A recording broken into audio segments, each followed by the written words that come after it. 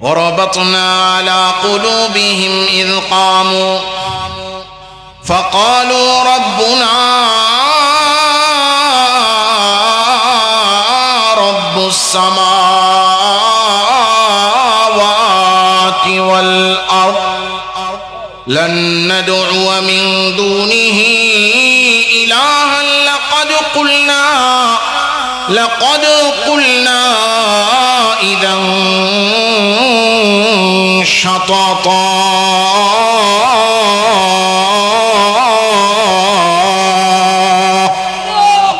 মূর্তি পূজারী বাদশার দেশের মধ্যে আল্লাহ 7 জন যুবকের অন্তরের মধ্যে ঈমান ঢুকাইয়া দিলেন। ঈমানের নিসবতে 7 জন যুবক একত্রিত হয়ে গেল। 7 জন যুবক মূর্তির পূজা করে না, তারা ইবাদত করে একমাত্র রবের উপরে। জোরে বলেন তিনি কে? মূর্তি পূজারী বাদশার কানে আওয়াজ চলে গেল যে আমার জনগণদের মধ্যে হতে 7 জন মূর্তির পূজা করে না, তারা একজন রবের পূজা করে, যিনি হলেন আল্লাহ। 7 যুবকের ব্যাপারে বাদশার কানে যখন আওয়াজ পৌঁছালো, বাদশা বাহিনী পাঠাইয়া দিল, যাও যাও যাও, ওই 7 যুবককে ধরে নিয়ে আসো, আমার দরবারে এনে হাজির করো। 7 যুবকের কানে আওয়াজ চলে গেছে যে আমাদেরকে গ্রেফতার করার জন্য আসতেছে। 7 জন যুবক নিজেরা পরামর্শে বসে গেল, কি করা যায়। বলে, আরে জান গেলে যাবে, জান দিব, কিন্তু একটা জিনিস দিব না, কারণ ঈমান এনেছি, ওই ঈমান দেওয়া যাবে না, কারণ ঈমান তো অন্য কারো উপর আনি না, ঈমান এনেছি কার উপরে? আসসালামু আলাইকুম ওয়া রাহমাতুল্লাহি ওয়া বারাকাতুহু। সবাই কেমন আছেন? আলহামদুলিল্লাহ, আলহামদুলিল্লাহ, আলহামদুলিল্লাহি ওয়া কাফা ওয়া সালামুন আলা ইবাদিহিল্লাযীনা ইসতাফা।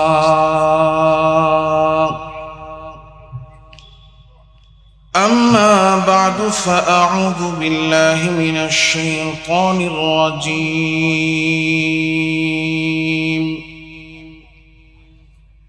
بسم الله الرحمن الرحيم.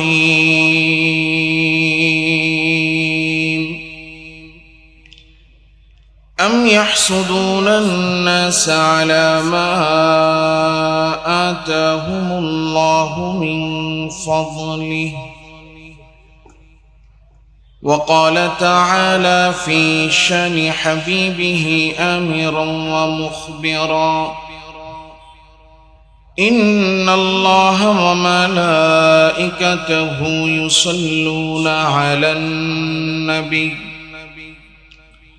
يا أيها الذين آمنوا صلوا عليه وسلموا تسليما.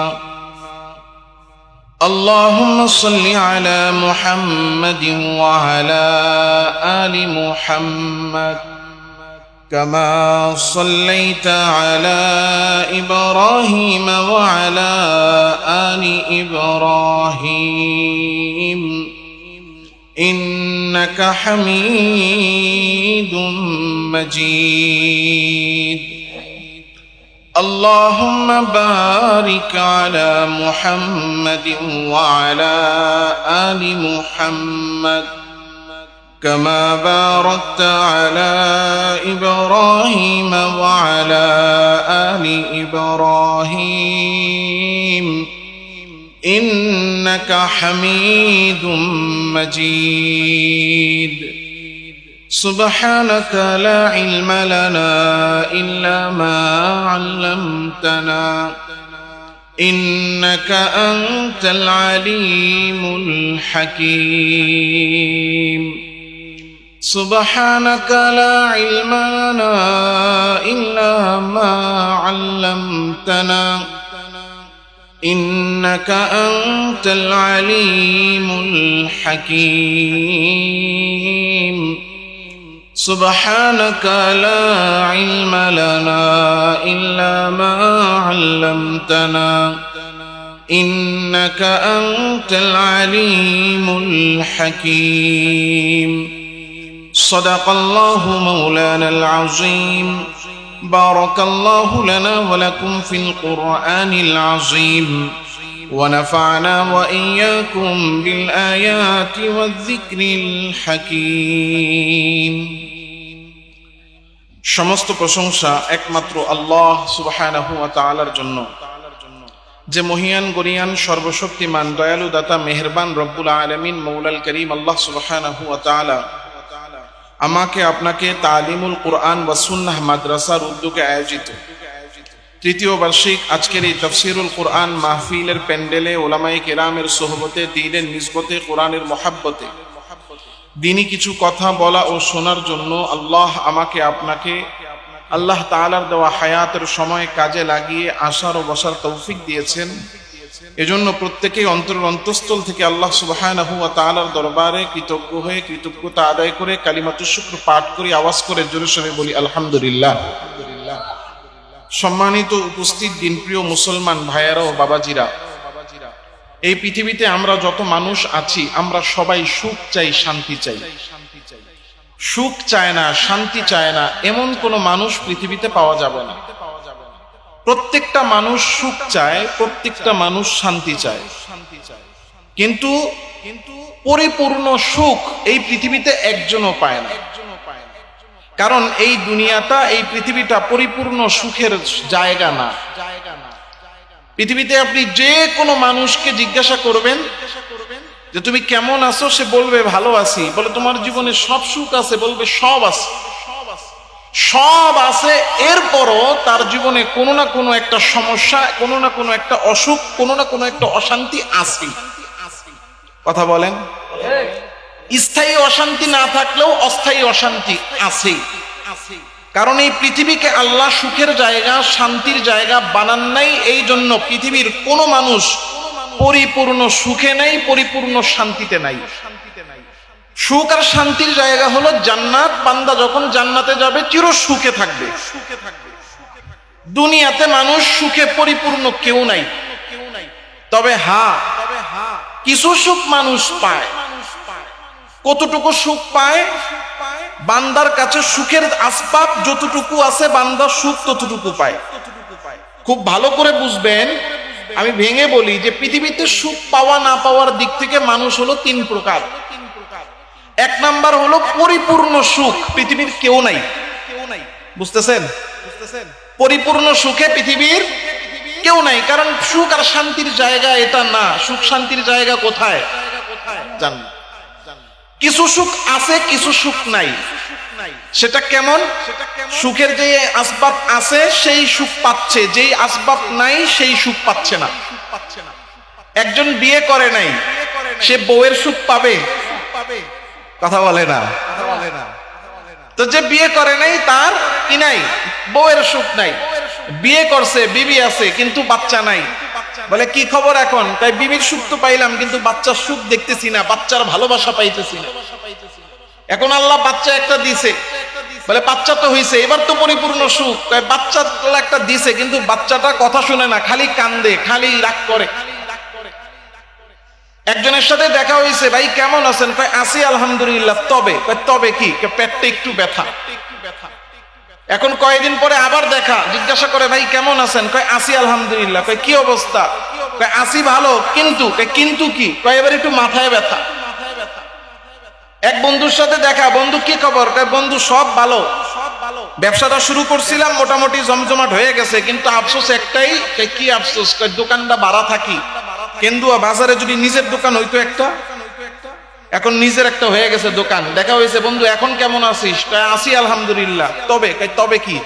দোকানটা তো করছি, কিন্তু নিজের একটা থাকার মতো ভালো বাড়ি করতে পারি নাই।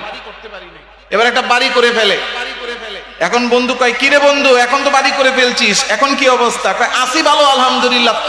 তবে কি? একটা গাড়ি দরকার। পৃথিবীতে মানুষ সুখ পায় কতটুকু? সুখের আসবাব আছে যতটুকু। এখন মানুষের কাছে যতটুকু সুখের আসবাব থাকবে সে ততটুকু সুখ পাবে। এটা কয় নম্বর প্রকার? 2 নাম্বার। এবার আসেন তৃতীয় একটা প্রকার আছে, যে তার কাছে সুখের আসবাব যতটুকু আছে অতটুকু সুখও সে পায় না। টাকা আছে, টাকার সুখ পাচ্ছে না। বিবি আছে, বিবির সুখ পাচ্ছে না। বাড়ি আছে, বাড়ির সুখ পাচ্ছে না। গাড়ি আছে, গাড়ির সুখ পাচ্ছে না। সম্পদ আছে, সম্পদের সুখ পাচ্ছে না। ক্ষমতা আছে, ক্ষমতার সুখ পাচ্ছে না। আসবাব থাকার পরেও, সুখের আসবাব থাকার পরেও সুখ পাচ্ছে না। এটা কারা? এরা হলো ওই সমস্ত ব্যক্তি যারা নিজের আল্লাহ কি নিয়ামত দিছে ওইটার দিকে খেয়াল করে না, খালি মানুষের কি আছে ওই দিকে তাকায়া থাকে। এটাকে যদি সহজ পরিভাষায় বলি তাইলে হবে যে অন্যের ভালো সহ্য করতে পারে না এমন যারা আছে, তারা তাদের কাছে থাকা আসবাবের সুখও তারা ভোগ করতে পারে না। এটাকে বলা হয় সহজ ভাষায় পরিচয়ের জন্য, এটাকে বলা হয় হিংসা। বলেন এটাকে কি বলা হয়? অর্থাৎ অন্যের ভালো সহ্য করতে পারে, অন্যের ভালো সহ্য করতে না পারা, এটা এমন একটা গুনাহ, এটা এমন একটা দোষ, এটা একটা এমন বদ অভ্যাস যে কারো অন্তরের মধ্যে যদি এই হিংসা নামক বদ অভ্যাস থাকে তো আল্লাহ তাকে সারা দুনিয়ার মালিক বানিয়ে দিলেও সে যাররা পরিমাণ সুখ শান্তি দুনিয়াতে পাবে না। এজন্য হিংসা এটা বড় মারাত্মক একটা আত্মার ব্যাধি, যে কারো অন্তরের মধ্যে যদি হিংসা থাকে তো যতক্ষণ পর্যন্ত অন্তরে হিংসা থাকবে ততক্ষণ পর্যন্ত সে কোনোভাবেই সুখ আর শান্তির দেখা পাবে না। কারণ আল্লাহ তারে দুইতলা বাড়ির মালিক বানাবে, এই দুইতলা বাড়িতে বসে তার যে সুখ শান্তি পাওয়ার কথা এটা সে পাবে না। কেন পাবে না? সে তাকাইয়া দেখবে পাশের জনের তিনতলা, তো সে দুই তালার সুখ অনুভব না করে খালি আফসোস অনুভব করবে, কি আমার পাশের জনের তিনতলা আমার নাই কে। কথা কি বুঝতেছেন? এই জন্য আল্লাহ তাআলা রাব্বুল আলামিন বান্দাকে যে নিয়ামত দেন সেই নিয়ামতের উপরেই সন্তুষ্ট থাকা, অন্য বান্দাকে যে নিয়ামত দিবেন ওটার উপরে অসন্তুষ্ট না হওয়া। হিংসা এটা এত মারাত্মক এক গুনাহ, এত মারাত্মক এক গুনাহ যে কোনো বান্দা যদি হিংসা করে তাহলে এক নাম্বার হিংসার কারণে তার মনের শান্তি নষ্ট হয়ে যায়। হিংসা এত মারাত্মক গুনাহ যে হিংসার কারণে বান্দা ঈমান থেকে বঞ্চিত হয়ে যায়। কারণ নিয়ামত বান্দাকে দেন কে? হইল না, জোরে বলেন কে? বান্দাকে নিয়ামত দেন কে? আল্লাহ তাআলা তার বান্দাকে নিয়ামত দিবেন। হিংসা মানে কি? যে আমার দুইতলা বিল্ডিং তোমার পাঁচতলা কেন? আমার সন্তান একটা তোমার দুইটা কেন? আমারটা পড়ালেখায় ডাব্বা মারে তোমারটা জিপিএ পাইলো কেন? এই যে আরেকজনের ভালো সহ্য করতে না পারা, এই মনোভাব আমাদের মধ্যে আছে না নাই? এই যে আমি আর আপনি যে আরেকজনের ভালো সহ্য করতে পারতেছি না, মনে মনে চাচ্ছি যে ও এটা যেন না পায়, ওর এই ভালোটা যেন না থাকে, ওর উন্নতি যেন না হয়।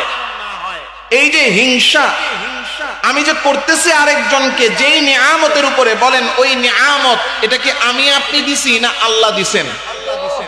তাহলে আল্লাহ তার বান্দাকে নিয়ামত দিলেন আর আমার আপনার কাছে অপছন্দ। আল্লাহ তাআলা নিজেই বলতেছেন, আম ইয়াহসুদুনান নাস আলা মা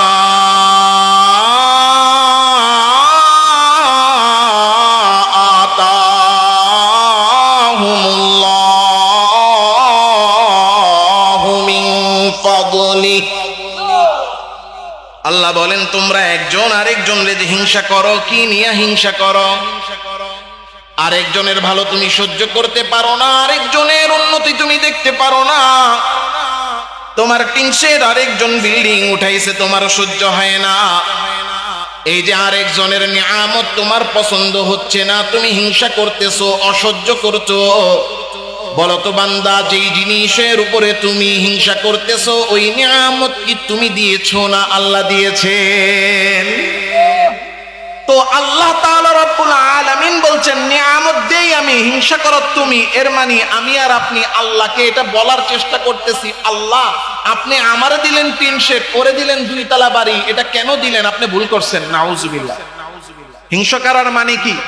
যে আল্লাহর নিয়ামতের বন্টনের মধ্যে ভুল হইছে। কথা বলে না? হিংসা করার মানে কি?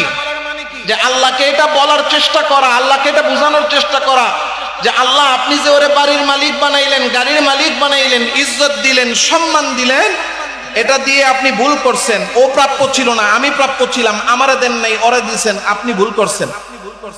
নাউজুবিল্লাহ বলবেন না? ভাই আপনাদের কি মনোযোগ আছে?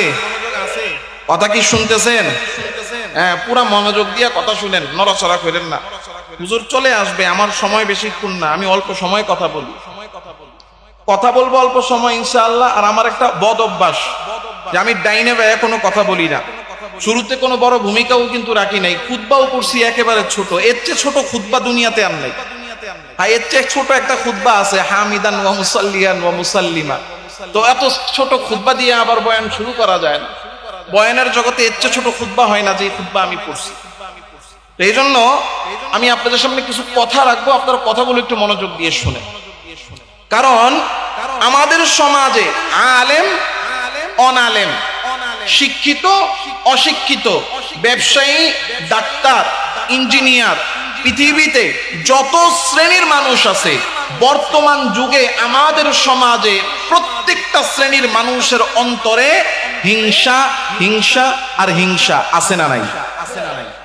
এজন্য এই হিংসা নামক মারাত্মক ব্যাধি থেকে আমাদেরকে বাঁচতে হবে। কারণ হিংসা, আমি আর আপনি মনে করতেছি এটা কিছু না, কিন্তু এটা এত মারাত্মক এক গুনাহ যে হিংসার কারণে বান্দা ঈমান নামক দৌলত থেকে বঞ্চিত হয়। শুধুমাত্র হিংসার কারণে বান্দা বেঈমান হয়ে যায়। আল্লাহ তাআলা রব্বুল আলামিন হিংসার কারণে, শুধুমাত্র হিংসার কারণে, বলেন কিসের কারণে? পৃথিবীর সবচেয়ে দামি জাতি, সবচেয়ে সম্মানী জাতি, আল্লাহর পক্ষ থেকে সবচেয়ে বেশি নিয়ামত প্রাপ্ত জাতি যারা ঈমান থেকে বঞ্চিত হয়েছে, তারা শুধুমাত্র হিংসার কারণে। শুধুমাত্র কিসের কারণে? হযরত আদম আলাইহিস সালাম থেকে নিয়ে পৃথিবীর ইতিহাস দেখেন। পৃথিবীর ইতিহাস পরিবর্তন হয়েছে যার মাধ্যমে, তিনি আমাদের জাতির পিতা হযরত ইব্রাহিম আলাইহিস সালাতু ওয়াস সালাম। আমি এখানে একটু ইতিহাস আপনাদের সামনে হালকা করে টাচ দিব, খুব মনোযোগ দিয়ে বুঝবেন, নামগুলো মনে রাখবেন। ইব্রাহিম আলাইহিস সালাতু ওয়াস সালামকে আল্লাহ দুইজন ছেলে দিয়েছেন, বলেন কয়জন? একজন হলেন হযরত ইসমাঈল আলাইহিস সালাম, আরেকজন হলেন হযরত ইসহাক আলাইহিস সালাম। ইসমাঈল আলাইহিস সালাতু ওয়াস সালাম জন্মের পরে আল্লাহ তাআলার হুকুমে ইব্রাহিম আলাইহিস সালাম মরুভূমিতে ফালায়া রাইখা আসলেন। এই ঘটনা সবাই জানেন না? মরুভূমিতে রাইখা আসছেন, সেখানে কোনো পানি ছিল না, সেখানে কোনো খাবার ছিল না, সাথে যেই পানি আর খাবার ছিল খেয়া শেষ। ছোট্ট শিশু ইসমাঈল পানির পিপাসায় কাতর হয়ে গেছে। মা হযরত হাজেরা পানির খোঁজে দুইটা পাহাড়ের চূড়ায়, একবার ওঠেন সাফায় আর একবার ওঠেন মারওয়ায়। সাফা মারওয়া দৌড়াতে দৌড়াতে কোথাও পানি দেখেন না, পানও না, কারণ মরুভূমিতে পানি কোথায় পাবেন? হঠাৎ করে তাকায়া দেখেন যে শিশু ইসমাঈল এই মরুভূমির মধ্যে পা দিয়া লাথি মারতেছে, আর নিচ থেকে পানি বের করে দিচ্ছেন কে? জোরে বলেন কে?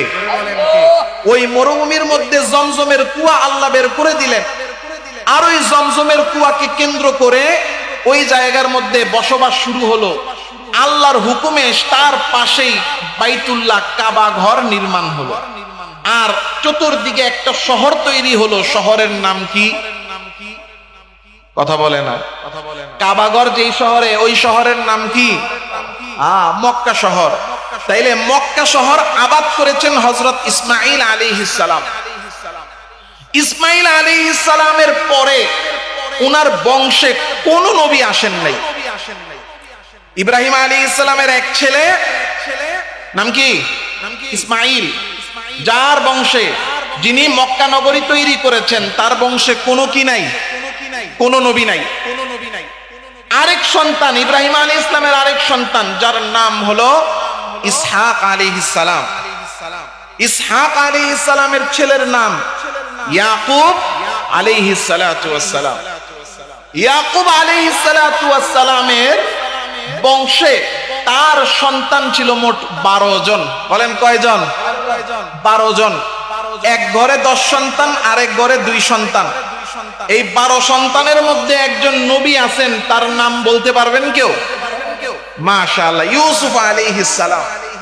ইয়াকুব আলাইহিস সালামের বসবাসের স্থান ছিল ইরাক বা ফিলিস্তিনে।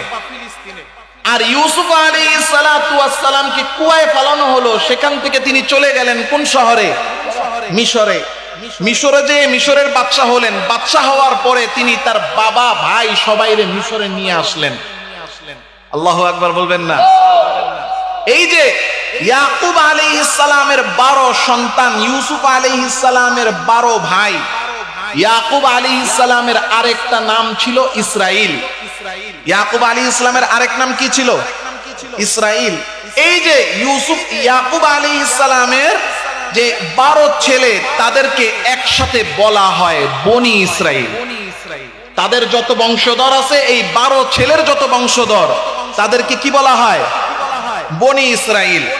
এই বংশের মধ্যে আল্লাহ পৃথিবীর সব দামি দামি জলিল কদর নবীদেরকে পাঠাইছেন। বলেন সুবহানাল্লাহ। আমার কথা না আল্লাহর কথা। আল্লাহ তাআলা রব্বুল আলামিন কোরআনে কারীমে বলতেছেন, ওয়ালাকাদ আতাইনা বনি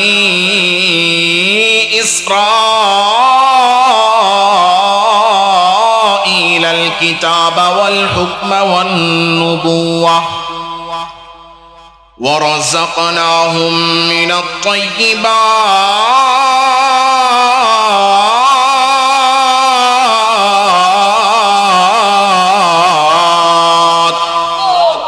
ওয়া ফাদ্দালনাহুম আলাল আলামিন।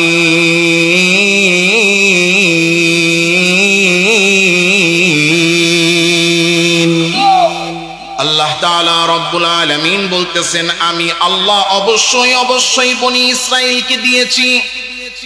কি দিয়েছেন? আল্লাহ বলেন, এক নম্বরে তাদেরকে আমি আল্লাহ দিয়েছি কিতাব। এই কারণে আসমানি কিতাব আল্লাহ যতগুলো পাঠিয়েছেন, অধিকাংশ কিতাব আল্লাহ বনি ইসরাইলীদের নবীদেরকে দিয়েছেন। আল্লাহ তাআলা রব্বুল আলামিন বলেন, আমি এই বনি ইসরাইলকে দিয়েছি ক্ষমতা, শাসনভার, যার কারণে পৃথিবীর সবচেয়ে বড় বড় শক্তিশালী বাদশাগুলো ছিল বনি ইসরাইল থেকে। আমার আল্লাহ বলেন, আমি আরো বনি ইসরাইলকে দিয়েছি নবুয়াত। এই জন্য পৃথিবীর জলিল কদর নবীরা ছিল এই বনি ইসরাইলে। হযরত ঈসা বনি ইসরাইলের, হযরত মূসা বনি ইসরাইলের, পৃথিবীর সবচেয়ে ক্ষমতাধর বাদশা হযরত সুলাইমানও ছিলেন বনি ইসরাইলের। হযরত দাউদ আল্লাহ তাআলা রব্বুল আলামিন ওয়া আলান্না লাহুল হাদীদ, যারা হাতে এমন ক্ষমতা দিয়েছিলেন, হাত দিয়ে লোহা ধরলেই লোহা নরম হয়ে যেত, ওই দাউদ নবীও ছিলেন এই বনি ইসরাইলের। আর হযরত ইয়াকুবের সন্তানের মধ্যে আল্লাহ দিয়েছিলেন এমন নবী হয় বনি ইসরাইলের মধ্যে হযরত ইউসুফ আলাইহিস সালাম, যাকে আল্লাহ সবচেয়ে সৌন্দর্য দান করেছেন।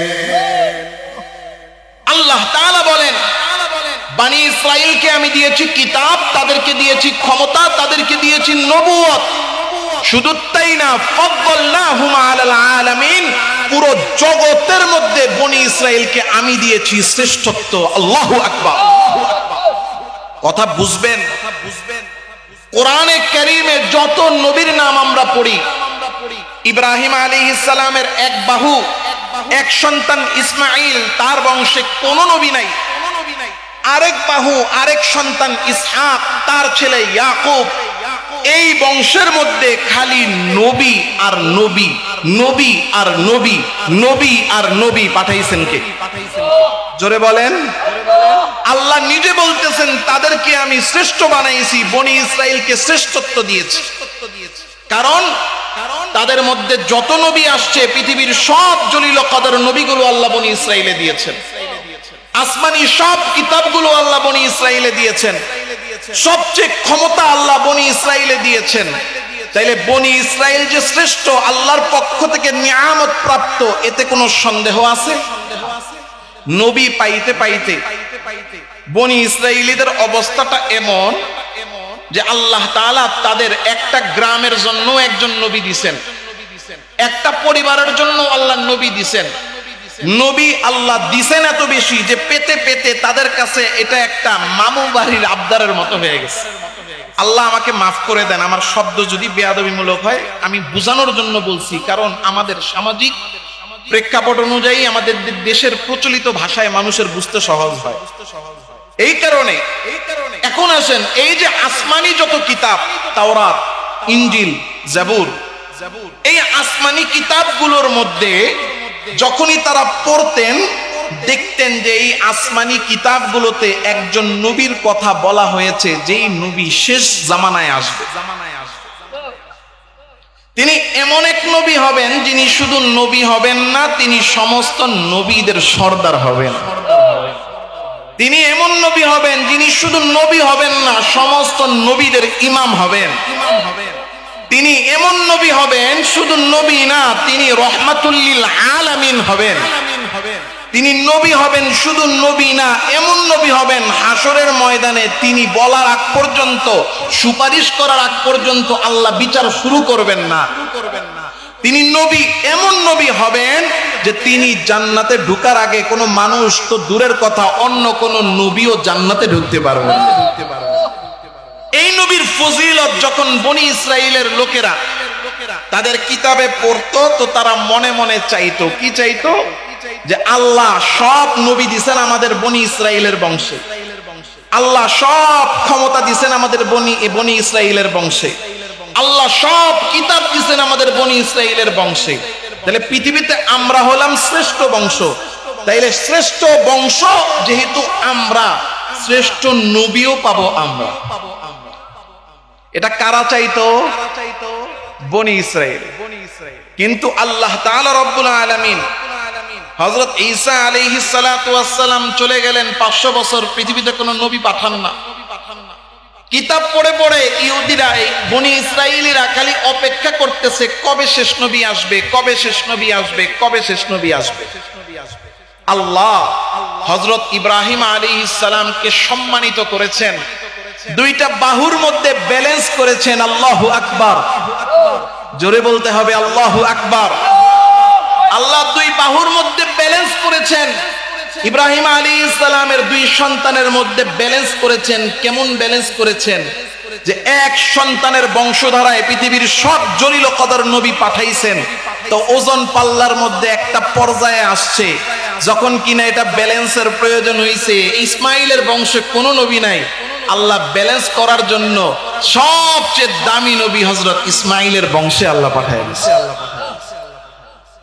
এই যে ইসমাইল আলাইহিস সালাম মক্কার মধ্যে আবাদ করছেন, আবাদ করার কারণে এখানে ইসমাইল আলাইহিস সালামের পরে 500 বছর, ইসমাইল আলাইহিস সালামের পরে 1000 বছর পার হয়ে গেছে, কিন্তু এই মক্কা নগরীতে কোনো নবী আসেন নাই।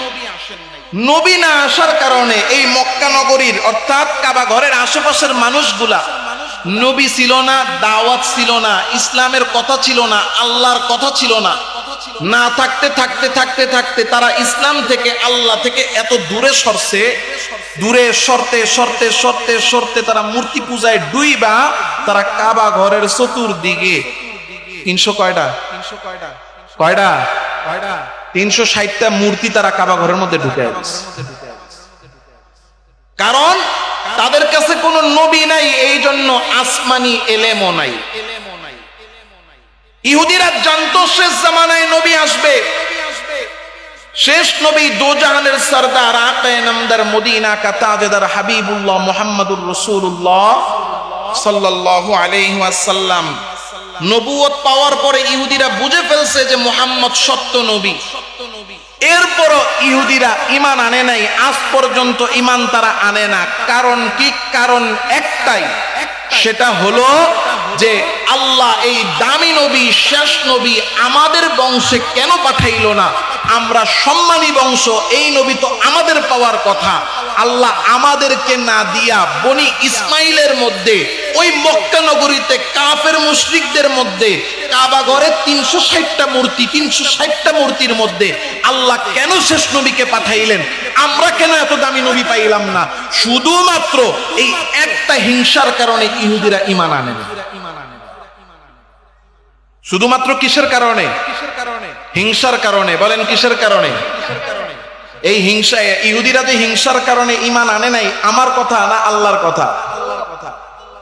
ود كثير من أهل الكتاب لو يردونكم من بعد إيمانكم كفارا حسدا من عند أنفسهم من بعد ما تبين لهم الحق অধিকাংশ ইহুদি সমস্ত আহলে কিতাব বনি ইসরাইলেরা সবাই জানতো যে মুহাম্মদ সত্য নবী না মিথ্যা নবী বলতে হবে মুহাম্মদ সত্য নবী না মিথ্যা নবী জানতো জানার পরেও ঈমান আনে নাই কি কারণে একটাই কারণ হাসাদা শুধুমাত্র বলেন কি হিংসা ওরা জানতো মুহাম্মদ সত্য নবী জানতো যে এটার প্রমাণ কি এটার একটা প্রমাণের দরকার আছে না ইহুদিরা যে জানতো মুহাম্মদ সাল্লাল্লাহু আলাইহি সাল্লাম সত্য নবী এটার প্রমাণ কি আমি কি আপনাদেরকে এই প্রমাণটা দিব প্রমাণটা বলবো কোরআনে কারীমে একটা সূরা আছে সূরাতুল কাহফ বলেন সূরাটার নাম কি সূরাতুল কাহফ কাহফ সূরা আল্লাহর রাসূল যখন নবী হলেন নবী হওয়ার পরে মক্কা নগরীর মধ্যে দাওয়াত দিতে লাগলেন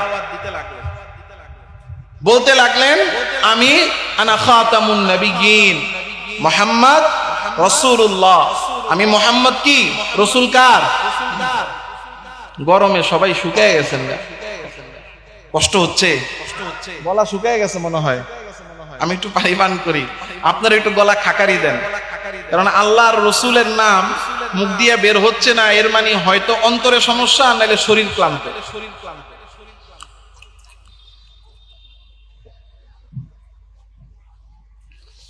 নবীজি সাল্লাল্লাহু আলাইহি ওয়াসাল্লাম রাসূল কার তো সবার কাছে দাওয়াত দিচ্ছেন আমি আল্লাহর রাসূল আমি আল্লাহর রাসূল আমি আল্লাহর রাসূল এখন এটাও বলেন কোরআন শুনান ইকরা বিসমি রাব্বিকাল্লাযী খালাক কয় এটা কি কয় এটা ওহী কার এখন কাফের মুশরিকরা মক্কার বাসী যারা তাদের তো প্রায় ১৫০০ বছর আগে বা হাজার খানেক বছর আগে ইসমাঈল আলাইহিস সালাম ছিলেন নবী ১৫০০ বছর এই ১৫০০ বছরের মধ্যে প্রায় হাজার খানেক বছরের মধ্যে তাদের মধ্যে কোনো নবী আসে নাই তাই আসমানি কোনো ইলমও তাদের কাছে নাই তাদের কাছে কোনো ওহীও নাই কথা কি বুঝতেছেন ওহী না থাকার কারণে কোনটা ওহী আর কোনটা ওহী না এটা তারা যাচাই বাছাই করতে পারতেছিল না মুহাম্মদ সত্য নবী না মিথ্যা নবী এটা কেমনে প্রমাণ করা যায় কেমনে বোঝা যায় পরীক্ষাটা কেমনে করা যায় এখন বলেন তো একজন ডাক্তারের পরীক্ষা আমি আপনি নিতে পারবো না আরেকজন ডাক্তার লাগবে কথা কয় না কি লাগবে একজন ইঞ্জিনিয়ারের পরীক্ষা আমি আপনি নিতে পারবো না ইঞ্জিনিয়ার লাগবে একজন আলেমের পরীক্ষা আমি আপনি সাধারণ মানুষ যে সূরা ফাতিহা পড়তে পারে না সে নিবে নাকি একজন আলেম লাগবে কিন্তু আমগো দেশে আলেম লাগে না মসজিদে ইমাম সাহেব নিয়োগ দেয় সূরা ফাতিহা পড়তে পারে না সুদখোর ঘুষখোর কমিটি বৈশা ইমাম নিয়োগ দিয়ে ফেলায় ইয়ো এখন দি জোশে বললো হুজুর সমাজের বাস্তব চিত্র তুলে ধরলে জোশ এমনি এমনি আইসা পড়ে আল্লাহু আকবার তো এখন তারা চিন্তা করতে লাগলো মুহাম্মদ সত্য নবী না মিথ্যা নবী পরীক্ষা কেমনে করব তাই মুহাম্মদ তো বলে ওর কাছে আসমানের ওহী আসে তো ওহীর ইলম তো আমাদের কাছে নাই ওহীর ইলম যাদের কাছে আছে তারা বলতে পারবে মুহাম্মাদের কথাগুলো ওহী নাকি ওহী না ওহীর ইলম আছে কার কাছে কয় ঈসা আলাইহিস সালামের উম্মত এরপরে মুসা আলাইহিস সালামের অনুসারী অর্থাৎ ইহুদি খ্রিস্টান যারা আছে তাদের কাছে আসমানি কিতাব আছে ওরা বলতে পারবে মুহাম্মাদের কথা সত্য না মিথ্যা তাহলে এখন কি করা তাহলে ইহুদিদের কাছে যায়া একটু পরীক্ষার জন্য চেষ্টা করা হোক সিদ্ধান্ত নিয়ে দুইজনের একটা জামাত বানায়া পাঠায়া দিছে মদিনার মধ্যে ইহুদিরা থাকতো ইহুদিরা কোথায় থাকতো মদিনায় একটা দল পাঠায়া দিছে যাও মদিনার ইহুদিদের কাছে বলো যে মুহাম্মদ সত্য নবী না মিথ্যা নবী এটা পরীক্ষার ব্যবস্থা কর মক্কার কাফেরদের প্রতিনিধি দল মদিনায় চলে গেছে গিয়ে ইহুদিদের কাছে হাজির গিয়ে বলতেছে যে আমাদের মক্কা নগরীতে একজন যুবকের আবির্ভাব হয়েছে সে বলে বেড়াচ্ছে সে নাকি আল্লাহর রাসূল আল্লাহ নাকি তার কাছে ওহী পাঠায় ইহুদিরা বলে সে দেখতে কেমন বলে দেখতে এমন এমন বলে তার বংশ কেমন আমাদের মধ্যে সর্বোত্তম বংশের সন্তান। সব শুনে ইহুদিরা এবার বলতেছে যে আমি তোমাদেরকে 3টা প্রশ্ন শিখাইয়া দিব। বলেন কয়টা? কয়টা? 3টা প্রশ্ন শিখাইয়া দিব। এই 3টা প্রশ্ন গিয়ে মুহাম্মদকে তোমরা করবা। যদি মুহাম্মদ তোমাদের এই 3 প্রশ্নের উত্তর দিতে পারে তাইলে বুঝবা মুহাম্মদ সত্য নবী। আর যদি এই 3 প্রশ্নের উত্তর মুহাম্মদ দিতে না পারে তাইলে বুঝবা মুহাম্মদ মিথ্যাবাদী। মক্কার কাফের মুশরিকদের প্রতিনিধি দল বড় আনন্দিত হয়ে গেছে, পাইছি এবার। মুহাম্মদ তো দুনিয়ায় কোনো শিক্ষকের কাছে পড়ে নাই, মুহাম্মদ দুনিয়ার কোনো লেখা পড়তে পারে না, কোন শিক্ষকের কাছে পড়ে নাই, তাই এই 3 প্রশ্নের উত্তর মুহাম্মদের জানা থাকার কথা না। আর মুহাম্মদ যেহেতু দেখে দেখে পড়তেও পারে না, অন্য কিতাব দেখে দেখে উত্তরগুলো জানবে এটারও কোনো সুযোগ নাই। সুতরাং ইহুদিরা তাদের কিতাব থেকে আসমানি যেই 3টা প্রশ্ন করেছে, এই 3 প্রশ্নের উত্তর দেওয়া মুহাম্মদের জন্য কোনোভাবেই সম্ভব না। আনন্দ চিত্তে তারা মক্কায় ফিরে গেছে, আর মক্কার সরদারদের কাছে যাইয়া বলে, ও মক্কার সরদারেরা, আমাদেরকে 3টা প্রশ্ন শিখাইয়া দেওয়া হয়েছে মুহাম্মদকে করার জন্য। কাফের মুশরিকদের দল দল বেঁধে এসে হাজির হয়ে গেছে নবীজির দরবারে। ইয়া মুহাম্মদ, ইন্না নাসআলুকা আন সালাতিন আজিবনা, আমরা তোমাকে 3টা প্রশ্ন করতে চাই, তুমি আমাদেরকে 3টা প্রশ্নের উত্তর দাও। যদি এই 3 প্রশ্নের উত্তর তুমি দিতে পারো বুঝে নিব তুমি সত্য নবী, আর যদি এই 3 প্রশ্নের উত্তর তুমি না দিতে পারো তাইলে বুঝে নিব তুমি মিথ্যাবাদী। নবীজি বললেন, কি প্রশ্ন করতে চাও? সালুনি, প্রশ্ন করো। কাফের মুশরিকরা বলতে লাগলো, আখবিরনা আনিল ফিতয়ানিল্লাযীনা খারাজু মিন দিয়ারিহিম ওয়া কানা লাহুম শা'নুন আযীম।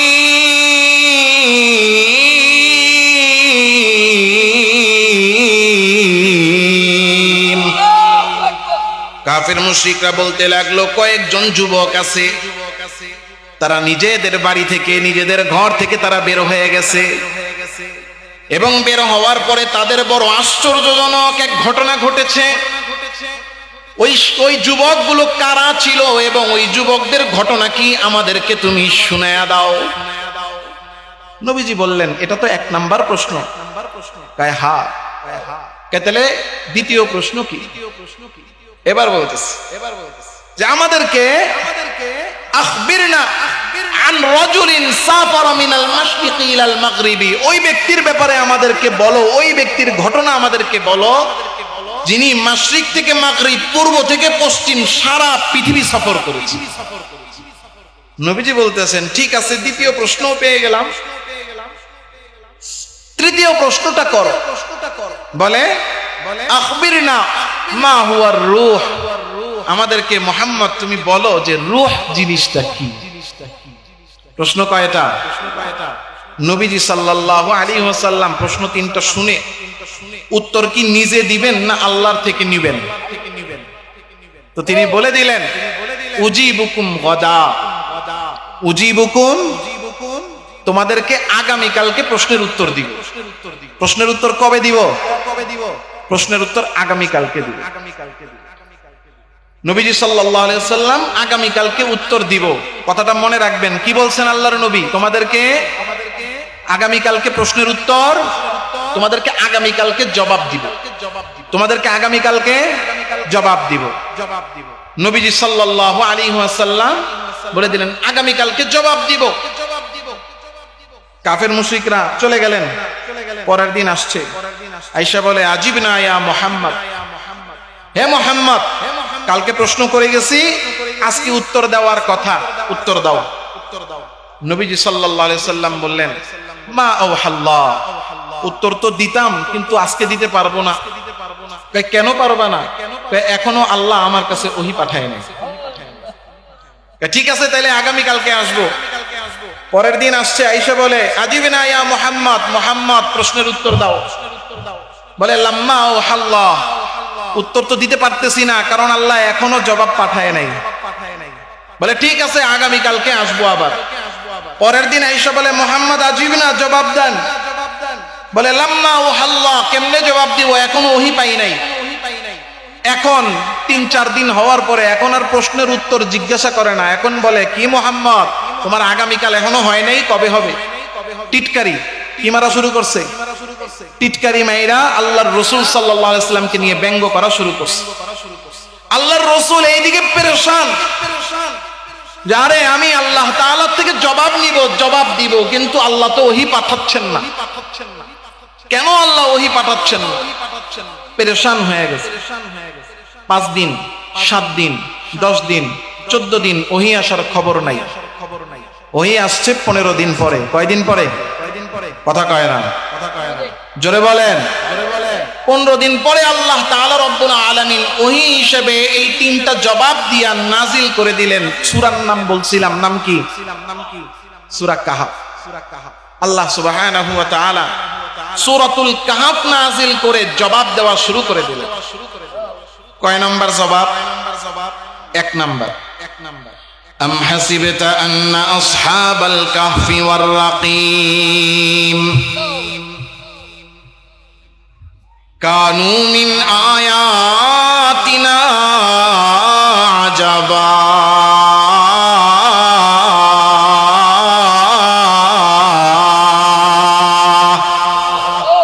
আল্লাহ তাআলা বলছেন ওরা তো যুবকের কথা বলেছিল, ওই যুবকদের নাম আমি আল্লাহ দিয়ে দিলাম আসহাবে কাহাফ। কাহাফের যুবক, তাদের সংখ্যা ছিল 7 জন।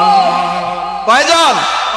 7 জন যুবকের ঘটনা আল্লাহ বলা শুরু করলেন, যে যেই যুবকদের ব্যাপারে ওরা জানতে চেয়েছিল সেই যুবক হলো কয়জন?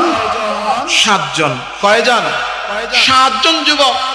আল্লাহ সুবহানাহু ওয়া তাআলা এই যুবকদের ঘটনা বলা শুরু করে দিলেন। কারা ছিল এই যুবক এবং তাদের কি ঘটনা? আল্লাহ সুবহানাহু ওয়া তাআলা বলতে লাগলেন যে তারা একটা দেশে বসবাস করত।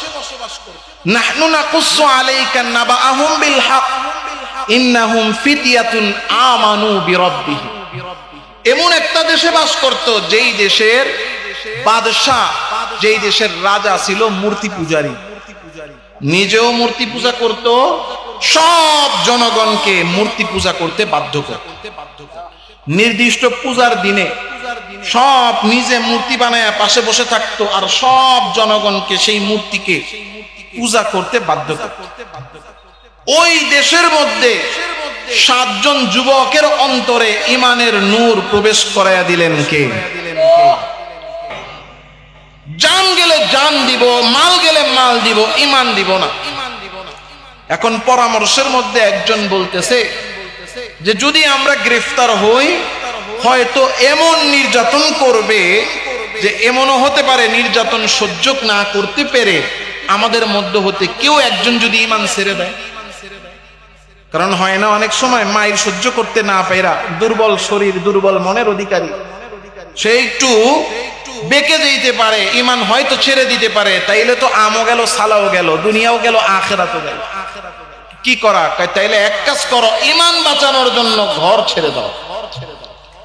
7 যুবক সিদ্ধান্ত নিয়ে নিলেন। সিদ্ধান্ত নিয়ে নিজেদের বাড়ি ঘর ছেড়ে একেবারে আল্লাহ তাআলার উপর ঈমানকে টিকিয়ে রাখার জন্য বের হয়ে গেলেন। 7 যুবক বের হয়ে শহর থেকে রওনা হয়ে গেছে। বাদশার সেনাবাহিনীর কাছে খবর চলে গেছে ইমানদার 7 যুবক শহর ছেড়ে চলে যায়, তাদের পিছনে ধাওয়া করতে হবে। তার পিছনে পিছনে ধাওয়া করে। 7 জন যুবক কিছু দূর যায় টের পেয়ে গেছে পিছন থেকে আসতেছে, শরীর ক্লান্ত, লুকানো দরকার। কোথায় লুকাবে? দেখে পাশে একটা গুহা দেখা যায়, গুহার মধ্যে ঢুইকা সেখানে লুকানো শুরু করলো। إذ أوى الفتية إلى الكهف فقالوا ربنا آتنا من لدنك رحمة وهيئ لنا من أمرنا رشدا।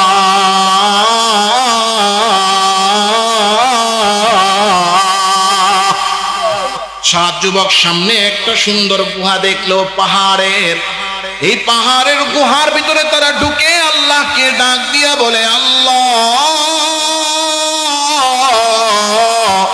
ও আমাদের মালিক, আপনি আমাদের রব, আমরা আপনার জন্য ঈমান বাঁচাতে বের হয়েছি, আমাদের হেফাজত করার মালিক আপনি। জোরে বলেন আল্লাহ। হেফাজতের মালিক কে? আরো জোরে বলতে হবে কে? ও মালিক, আপনি আমাদের হেফাজতের মালিক, আমাদেরকে হেফাজত করেন, ঈমান বাঁচানোর সুযোগ আমাদেরকে করে দেন, আর সৎ পথের উপরে আমাদেরকে পরিচালিত করেন। সাত যুবক গুহার মধ্যে ডুইকা আল্লাহ তাআলাকে ডাইকা ডাইকা সাহায্য চায়।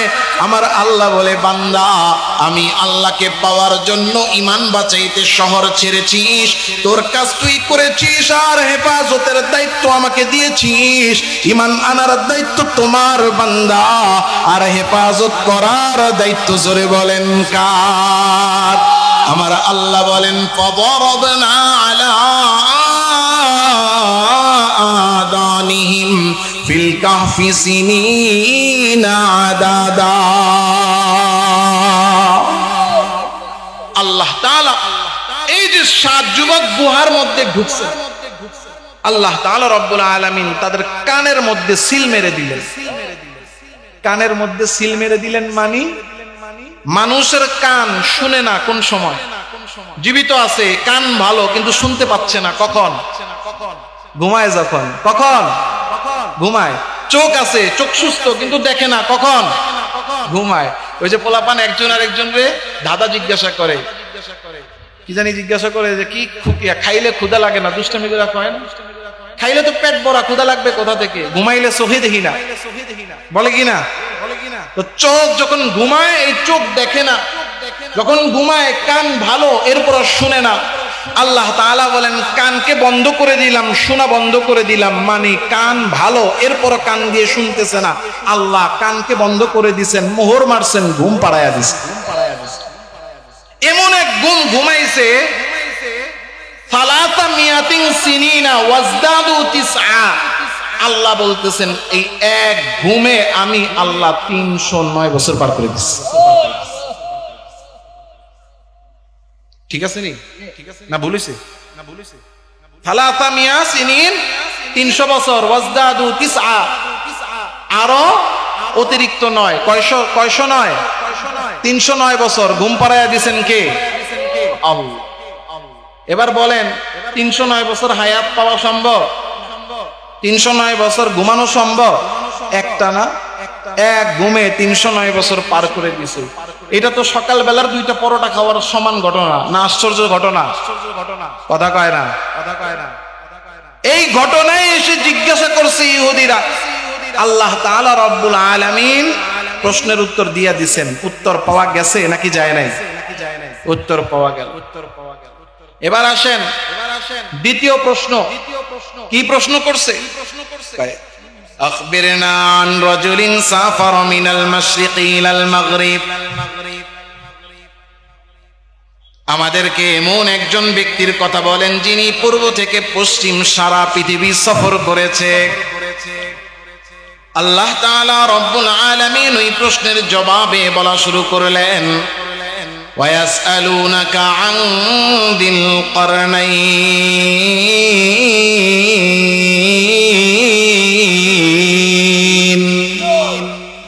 আল্লাহ বলেন, ওরা তো শুধু ব্যক্তি বলেছেন, নাম বলতে পারে নাই।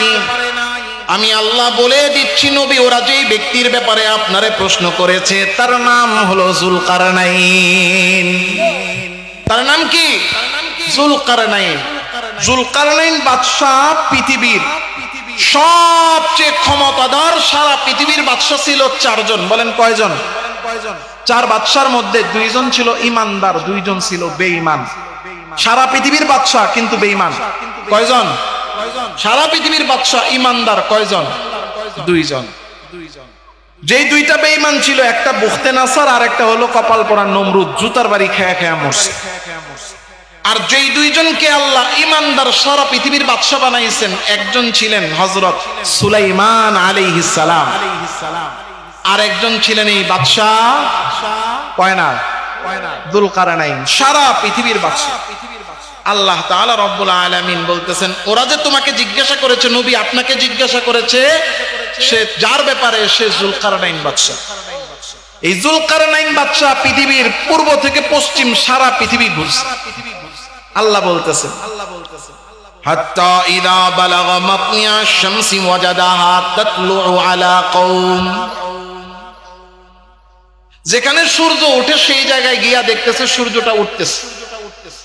হাত্তা ইযা বালাগা মাগরিবা শামসি, যেখানে সূর্য ডুবে সেখানে গিয়া সূর্যকে ডুবাও দেখছে।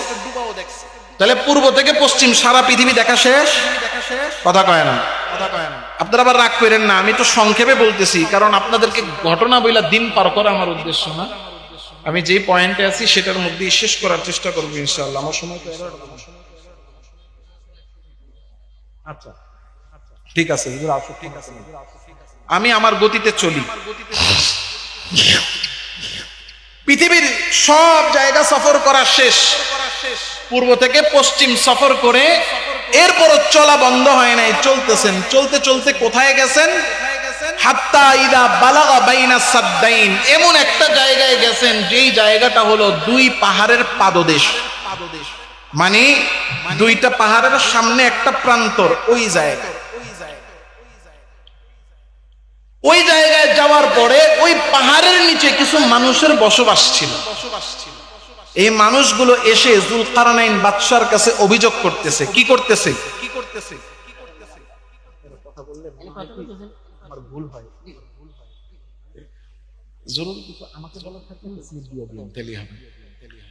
বাদশার কাছে আয়েশা, এই কয় পাহাড়? দুই পাহাড়ের নিচে যেই পাদদেশ, সেখানে একটা জনপদ, কিছু মানুষের বসবাস।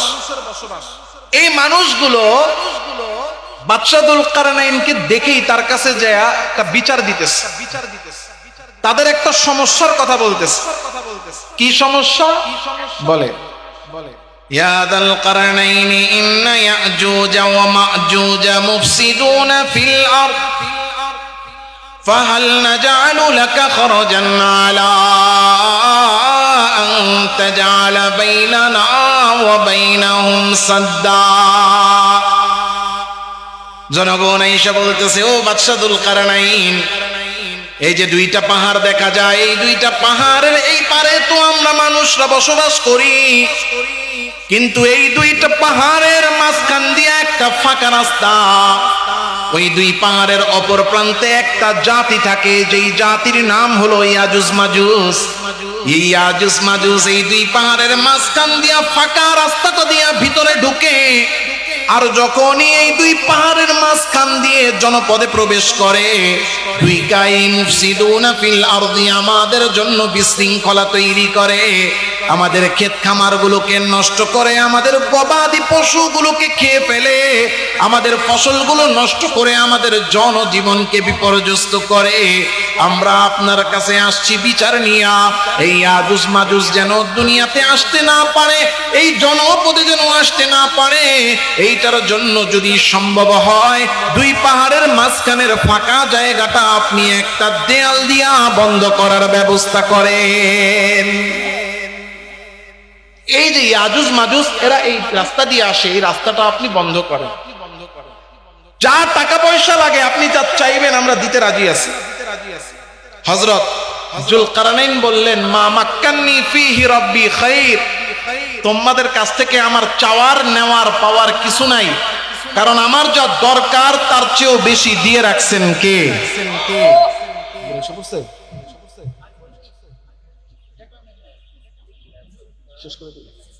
আচ্ছা ঠিক আছে ইনশাআল্লাহ। যতটুকু শুনলাম মূল আলোচ্য বিষয় ছিল হিংসা থেকে বেঁচে থাকা। এই যে প্রশ্নগুলোর উত্তর দেওয়া হয়েছে ইহুদিদেরকে, এ থেকে ইহুদিরা বুঝছে না যে মুহাম্মদ সত্য নবী? বুঝছে কিনা? বুঝার পরেও তারা ঈমান আনে নাই আজ পর্যন্ত।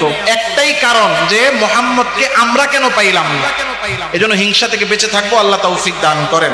ওয়া আখিরু দাওয়ানা আলহামদুলিল্লাহ। Presents by Kuakata media centre. হক্কানি আলেমদের নিত্য নতুন ভিডিও পেতে আমাদের চ্যানেলটি সাবস্ক্রাইব করুন। কুয়াকাটা মিডিয়া সেন্টার, ইসলামিক বিনোদনের বিশ্বস্ত সঙ্গী।